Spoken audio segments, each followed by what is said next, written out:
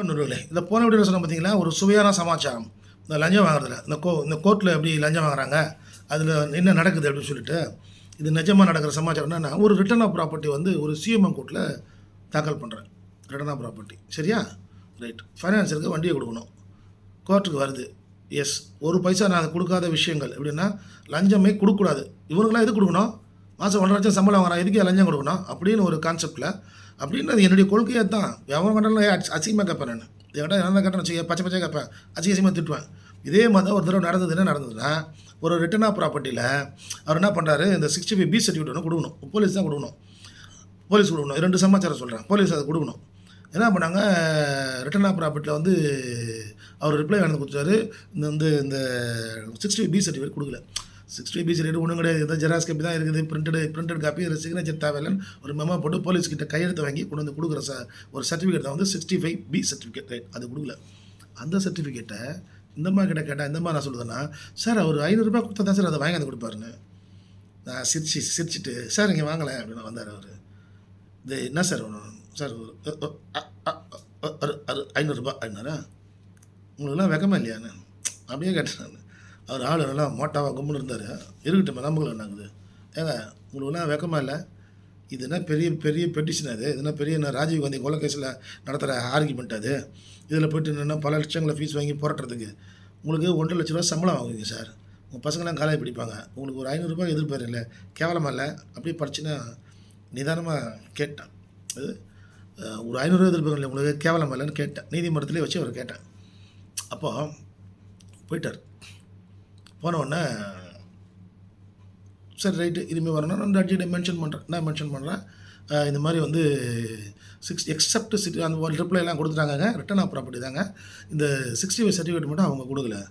நீங்கள் மட்டும் அவங்களுக்கு டைரக்ட் பண்ணுங்கள். அவங்களுக்கு டைரக்ட் பண்ணி இதை வாங்கி கொடுக்க சொல்லுங்கள் அப்படின்னு ஒன்று. இதை நான் திட்டிட்டேன் பார்த்தியா அந்த போலீஸ்காரரை. நான் அந்த போலீஸ்காரரை திட்டேன்ல, நல்லா மலைப்பாடு மாதிரி இருக்கிற உனக்கு ஏன் அந்த ₹500 இப்படி தான் நான் திட்டினேன். ஏன் மலைப்பாடு மாதிரி இருக்கிற உனக்கு ஏன் அந்த ₹500 ஆசைப்படுற? அசிங்கமாக இல்லை உங்களுக்குலாம் அப்படின்னு சொல்லி திட்டினது என்னுடைய ஆதங்கம், நியாயமான ஆதங்கம். அவர் போய்ட்டு என்ன சொல்கிறாருன்னா, அவரும் ஸ்டாஃபும் கொள்ளுட்டாங்க நீதிபதிக்கிட்ட. ஐயா, அவர் எனக்கு ₹500 லஞ்சம் கொடுக்குறேன்னு சொன்னார் ஐயா அப்படின்றாங்க. அப்படியா? ஒன்று இவர் சொல்கிறார். நான் சொன்னேன், ஏங்க எனக்கு லஞ்சம் கொடுத்து பழக்கம்லாம் இல்லை, லஞ்சம் கொடுக்குற வேலை என்கிட்ட நடக்காது.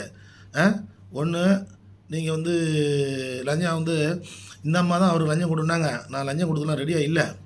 அதனால் எனக்கு நீங்கள் ஆர்டர் போடுங்க. ஒன்று 65 சர்டிஃபிகேட்டை அவங்களை கொடுக்க சொல்லுங்கள், நான் இன்னும் ஒரு வாரம் கூட வெயிட் பண்ணுறேன் அப்படின்னு. உடனே ஜட்ஜி என்ன சொல்கிறாருன்னா, இல்லை சார் யாருக்கிட்ட லஞ்சம் கட்டு அவர் என்ன சந்தேகப்படுறாரம்மா. யாருக்கு லஞ்சம் கொடுக்குறேன் அப்படின்னு சொன்னாங்க.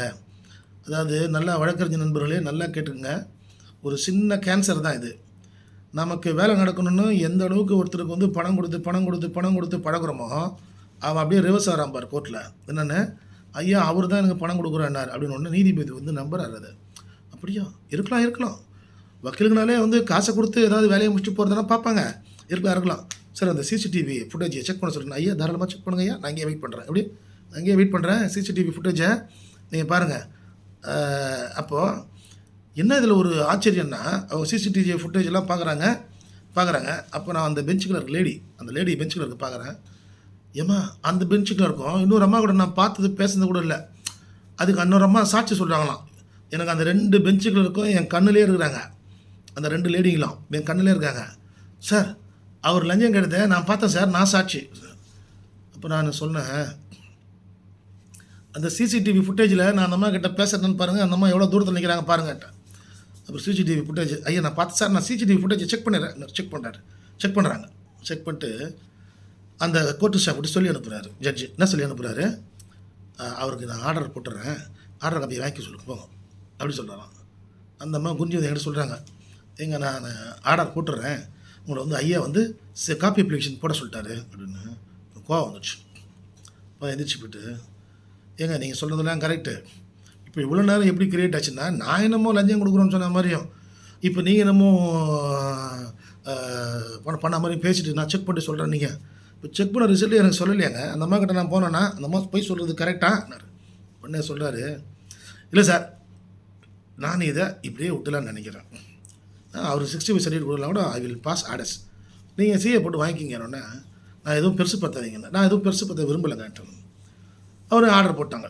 நான் வந்துட்டேன். ரைட். இது ஏன் இது நடக்குது அப்படின்னா, ஒவ்வொருத்தரும் லஞ்சம் குடுத்து, லஞ்சம் குடுத்து, லஞ்சம் குடுத்து நமக்கு வேலை சீக்கிரம் முடியணும், நமக்கு வேலை நல்லா புரிஞ்சுங்க. எந்த ஒரு ஸ்டாஃப்பும் லஞ்சம் குடுத்தா உன்ன ஒரு மாரி ட்ரீட் பண்ணுவான். நீ லஞ்சம் குடுக்கலனா இன்னும் ஒரு மாரி ட்ரீட் பண்ணுவான். நான் அன்னைக்கு ஓப்பனா திட்டிட்டேன்ல, "ஏய்யா மலைப்பாடு மாரி இருக்கிற, எதுக்குய்யா நீ லஞ்சம் வாங்குற? ரூ. 500 வாங்குற. இப்போ என்கிட்ட வாங்குற நான் ரூ. 1000 கூட குடுத்துருவேன். ஆனா